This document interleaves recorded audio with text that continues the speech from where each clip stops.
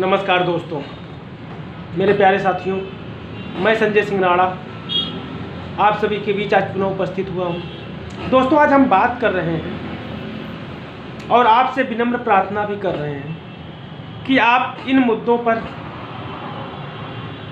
दलीय स्वार्थ, अपने पराये की राजनीति को केंद्र में रखकर विचार अवश्य करिएगा।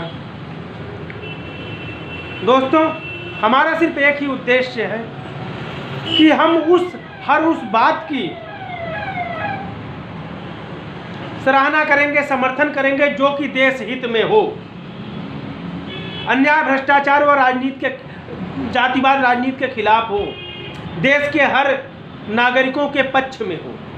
हमें उस बात को हमेशा उस बात का साथ देना चाहिए, समर्थन देना चाहिए। यह नहीं देखना चाहिए कि वह किस पार्टी के द्वारा किया गया, किसके साथ, किसके द्वारा उसका समर्थन किया जा रहा है। दोस्तों, आज हम बात कर रहे हैं, हमारे प्रदेश में आप देख ही रहे हैं, ताबड़तोड़ आयकर के छापे पड़ रहे हैं। मैं संजय सिंह राणा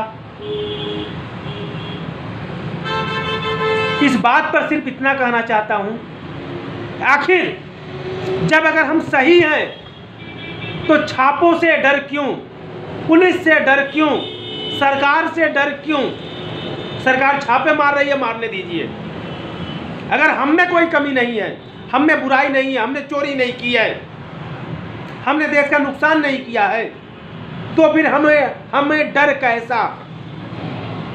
जैसे मैं पिछले 10 वर्षों से लड़ रहा हूं, केंद्रीय गृह मंत्री तक मैं सुप्रीम कोर्ट में लड़ रहा हूं। मेरे दोस्तों, लखनऊ के कई जिलाधिकारी से मेरी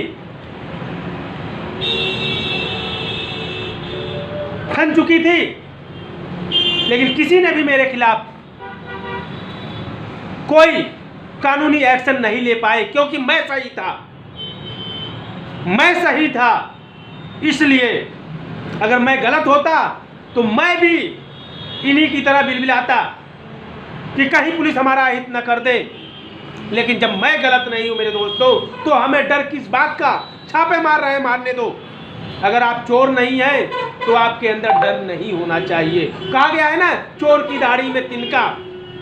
इस बात से मेरे दोस्तों मुझे कोई ऐतराज नहीं है कि चाहे सपा हो, चाहे बसपा हो, चाहे कांग्रेस हो, चाहे भाजपा हो, जितनी भी सत्ताधारी पार्टियां हैं, जितने ये राजनीतिक दल हैं, जनता के खून पसीने की कमाई को इन्होंने स्टोर किया हुआ है। जनता की खून पसीने की, देश हित में खर्च होने वाले पैसे की बंदरबाट की हुई है, इसमें कोई दो राय नहीं है मेरे दोस्तों। नहीं तो चाहे वह सपा सुप्रीमो हो, चाहे वह बसपा सुप्रीमो हो, चाहे वो कांग्रेस के सुप्रीमो हो, चाहे वो भाजपा सुप्रीमो हो, आज हजारों करोड़ के मालिकों कैसे हैं? एक विधायक जब नामांकन दाखिल करता है तो अपनी प्रॉपर्टी, अपनी हैसियत अगर 10 रुपए दिखाता है, तो अगले साल जब वो नामांकन करता है उसकी हैसियत 10,000 करोड़ रुपए की हो जाती है। आखिर ये कैसे? 5 वर्षों में क्या वो उनके ऊपर नोटों की बारिश होती है, धन की वर्षा होती है? उन्हें मिलता तो यही है, लगभग 2.5 लाख रुपए का वेतन, महंगाई भत्ता मिला करके, और 1.5 करोड़ रुपए हर साल विधायक निधि के नाम पर। और अगर मंत्री बन गए तो मंत्री का वेतन अलग। तो दोस्तों, इतने पैसे में जिनका अगर पूरी गणना की जाए 5 वर्षों की, तो 10 करोड़ रुपए से अधिक नहीं होता है, जबकि उसमें 7.5 करोड़ रुपए निधि का है, जिससे जनता के क्षेत्र का विकास होना है, लेकिन वो नहीं होता है। मेरे दोस्तों, मैं एक बात और आपको कहना चाहता हूं। हमारी मौजूदा सरकार के गृह मंत्री, हमारे देश के गृह मंत्री माननीय अमित शाह जी का कहना है, सरकार की नीयत में खोट नहीं है, कुछ फैसले गलत हो सकते हैं। हमारे गृह मंत्री का यह फैसला है, अर्थात उनकी नीयत में खोट नहीं है, लेकिन फैसले कुछ गलत हो सकते हैं। फैसले वही गलत हो सकते हैं जैसे जिला पंचायत के चुनाव में आपने देखा कैसे दूसरे दलों के लोगों को नामांकन करने से रोका गया पुलिस बल के द्वारा।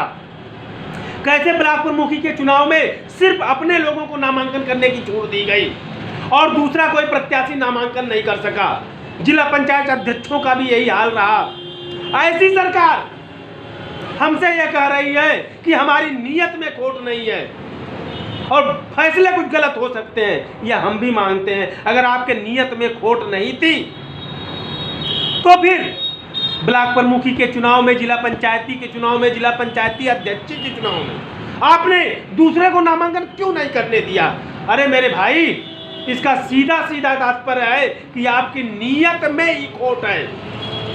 निजीकरण का क्या तात्पर्य है, आप हमें ये बताइए। आखिर आप क्यों निजीकरण कर रहे हैं? अगर आपकी नीयत में खोट नहीं है तो आप उन्हीं सरकारी संस्थानों पर लगाम लगाइए, उन्हीं सरकारी संस्थानों पर नियंत्रण करिए। उनसे पूछिए वह जनता का काम समय से क्यों नहीं कर रहे हैं। उनसे पूछिए कि वह लापरवाही क्यों कर रहे हैं। उनसे पूछिए कि वह विभाग घाटे में क्यों चल रहा है। यह घाटे में चलना तो सरकार की नीयत में खोट ही दिखाता है, क्योंकि चौधरी चरण सिंह हवाई अड्डा, जिसे अडानी हवाई अड्डा बनाया गया है, वह 3000 करोड़ रुपए सालाना बचत दे रहा था, उसकी आमदनी थी, तो उसे क्यों नीलाम किया गया, क्यों अडानी के हाथ में दिया गया? यानी जो 3000 करोड़ रुपए सरकार के खाते में हर वर्ष आ रहा था उसे अडानी की झोली में डाल दिया गया और अडानी अब 3000 का 6000 करोड़ जनता के खून पसीने की कमाई को लूट करके सरकारी खजाने में जमा करेंगे।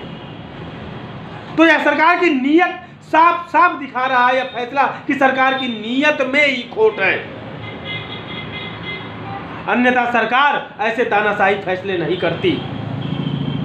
मेरे दोस्तों, हमारी सरकार बड़े बड़े दावे कर रही है।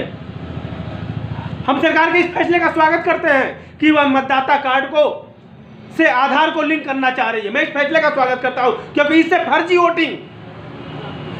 फर्जी वोटिंग पर लगाम लगेगा और हर सच्चे देशभक्त को इस फैसले का स्वागत करना चाहिए। किंतु जिस प्रकार हमारी यह सरकार चुनाव में वोटिंग मशीनों का इस्तेमाल करती है, ARO को अपने लिए अपने इशारों पर नचाती है, वह दुर्भाग्यपूर्ण फैसला है। इससे राष्ट्र का निर्माण नहीं होता है मेरे दोस्तों। ऐसे फैसलों से राष्ट्र का अहित ही होता है। देश की जनता में, उनके दिलों में सरकार के प्रति नफरत फैलती है, वैमनस्यता फैलती है। सरकार को चाहिए वह संवैधानिक तरीके से सभी विभागों को अपना कार्य करने दें, उनमें हस्तक्षेप न करे। छापे मार रही है तो मारने दें, चोर तो बिलबिलाएंगे ही। लेकिन मैं सरकार से इतना भी कहना चाहता हूं, सिर्फ एक पार्टी पर, सिर्फ विपक्ष पर, सिर्फ अपने से अपोजिट रहने वालों पर ही इन सरकारी विभागों का कार्रवाई का हथौड़ा नहीं चलना चाहिए, सत्ता पक्ष पर भी चलना चाहिए। मैं माननीय प्रधानमंत्री मोदी जी से हाथ जोड़कर प्रार्थना करता हूं कि आपके सत्ता पक्ष में भी ऐसे ऐसे विधायक हैं। हमारे उत्तर विधानसभा का ही मैं ले रहा हूं, विकास के नाम पर जीरो हुए, विकास के नाम पर जीरो है।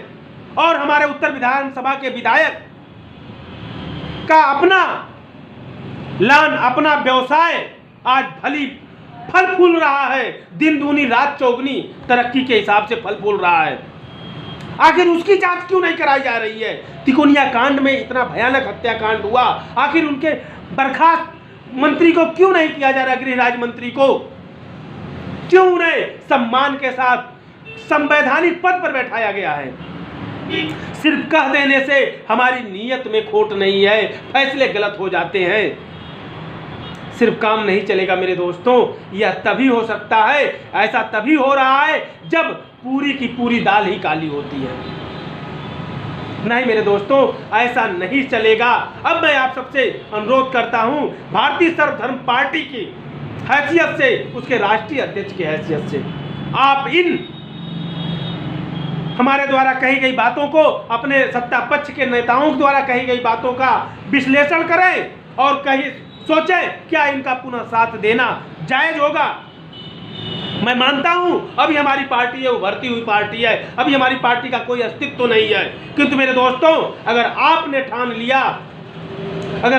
ठान लिया तो यह बिना अस्तित्व की जो पार्टी है, भारतीय सर्वधर्म पार्टी, यह हिंदुस्तान की राजनीति में ऐसा बदलाव लेकर रखी आएगी कि इसे आने वाले 50 वर्षों तक फिर कोई भुला नहीं पाएगा। मेरे दोस्तों, शिक्षा, चिकित्सा, रोजगार के क्षेत्र में ऐसा अभूतपूर्व कार्य होगा कि हिंदुस्तान तो हिंदुस्तान, पूरे विश्व में उत्तर प्रदेश का ऐसा डंका बजेगा मेरे दोस्तों कि उत्तर प्रदेश में कोई ऐसा राष्ट्रभक्त पार्टी आई हुई है, ऐसी राष्ट्रभक्त पार्टी का शासन आया है जिसने उत्तर प्रदेश के साथ साथ पूरे भारत की दशा को ही बदल के रख दिया है। भारत को उभरता हुआ, उगता हुआ सूरज बना दिया है मेरे दोस्तों। यही भारतीय सर्वधर्म पार्टी का सपना है। और ये उगता हुआ सूरज अगर भारत को बनाना है तो शिक्षा, चिकित्सा और रोजगार, यही 3 ऐसे क्षेत्र हैं जिसके लिए मैं लड़ाई लड़ रहा हूं। शिक्षा और चिकित्सा को मुक्त करने की बात कर रहा हूं और रोजगार